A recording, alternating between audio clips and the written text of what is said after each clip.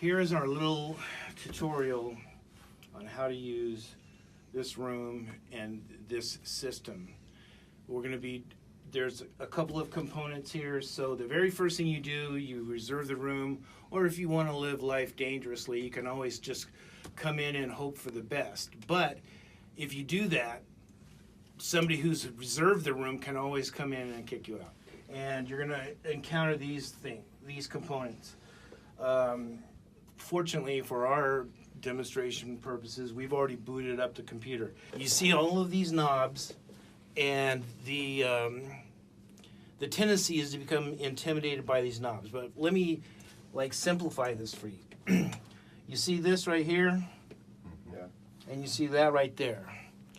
These are the only two channels that are meaningful for you. The mic channel and the computer channel. Okay? I'm going to show you in just a minute how meaningful the mic channel is going to be. And then we'll monitor what we've done by listening to it on the computer channel. So for the time being, and here's the dangerous thing, is this is all students, right? So they have varying degrees of expertise, non-expertise, frustration, and stuff like this. So you may come and the board has been, really fouled up. If you can't figure it out, run down Craig. So when you access this room and boot up the computer, the first thing you're going to do is turn the mic channel up, and so the other section that's meaningful is this section here, which is your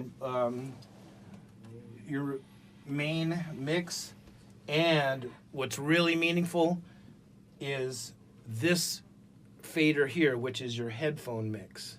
So here's the deal. If you go on Amazon or whatever, I'm pretty sure that these, which are really killer studio monitor quality headphones, can be gotten for, I think, $50 to $75. And so if you have the money, this is something to shoot for. A lot of times, some of these headphones, they're jacked to boost the bass and stuff like that. That's great for music, but it's not really great for monitoring the human voice. So these are really good because they're really flat response. You've accessed the room, you've turned on the mixer. Now here's an important point. Sometimes you'll come in here and the lights will not be on the Yamaha speakers. So if you reach in the back, there's a switch, okay? But because this is sort of a new system here, the one drawback that we have is generally on our old system, anytime you access the microphone, anytime, a red light would come on and it would automatically mute the speakers. We don't have that capability anymore. So when you come in, make sure the Yamahas are on, but make sure that they are turned all the way down. Okay, both of them, everyone see the knob on the Yamahas? Make sure that's all the way down, okay? Otherwise, you're gonna have a feedback problem that will make you deaf. You'll get a really horrible screech. So now you need to access, to make this PSA, you need to access a recording medium, and the recording medium that we use is Adobe Audition 3.0. And okay, so here are some, these are some important steps. If you'll notice, I have a flash drive already plugged into the computer. This is where you plug your flash drive in. One thing that is important to know is that if you have all these cursor options here, you see that one right there that's defaulted to? I don't like that one. I like this one. Okay, So if you use this one, that default cursor, anywhere you left click on the screen, it moves that yellow line. Yeah, can everyone see that? Mm-hmm. Okay. This line, this yellow line is your timeline. It works from left to right. Okay? So generally speaking, you want, let's see, yeah.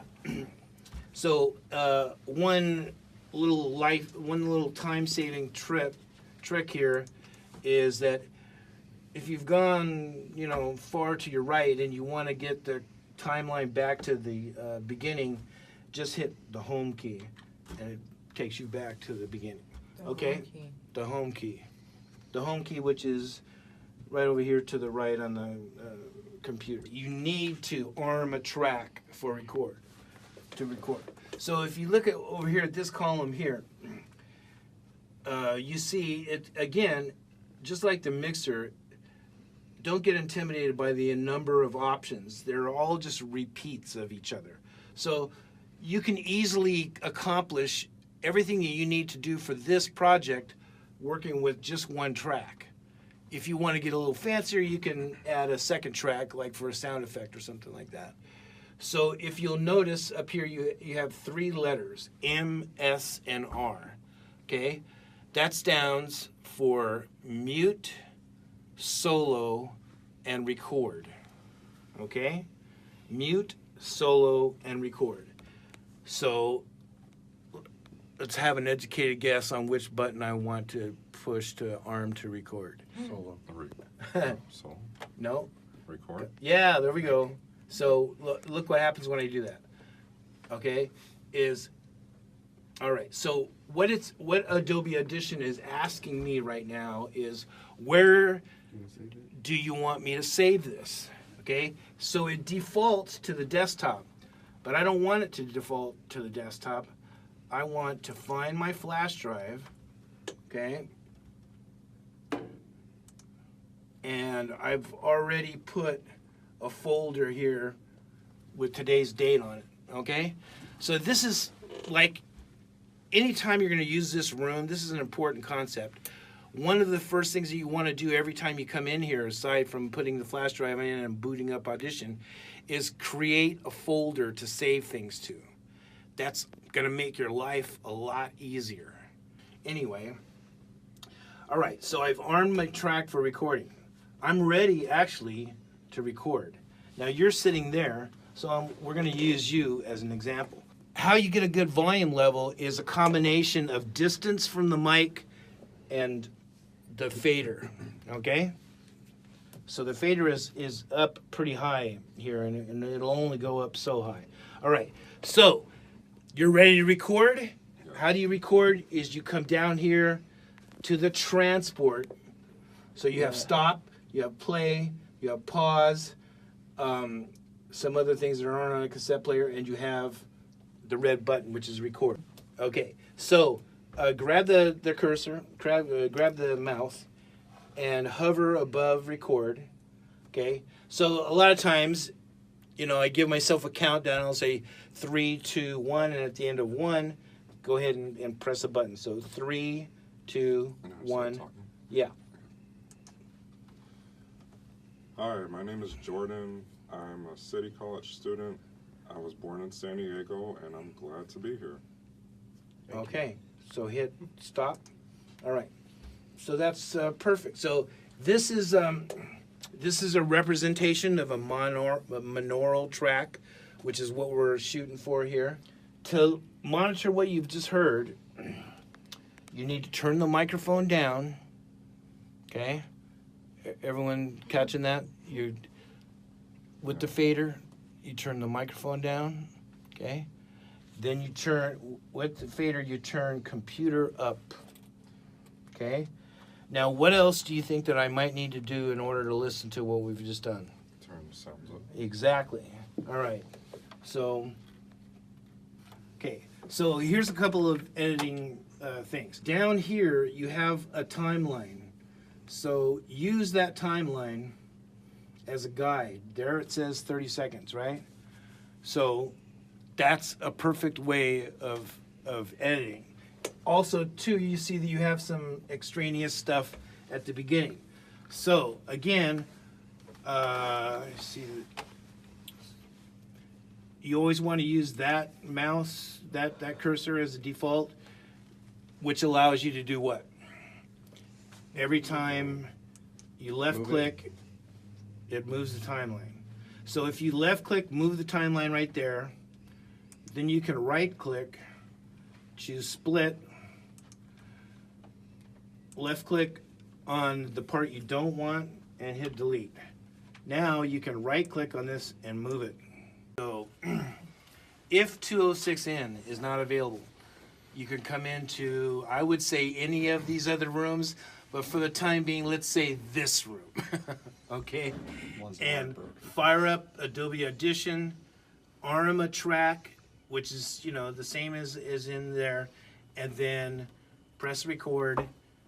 Hello, this is Rob, I'm printing in stereo, and so if I was doing a little PSA right here, I would keep talking. Okay, so I went to 30 seconds. I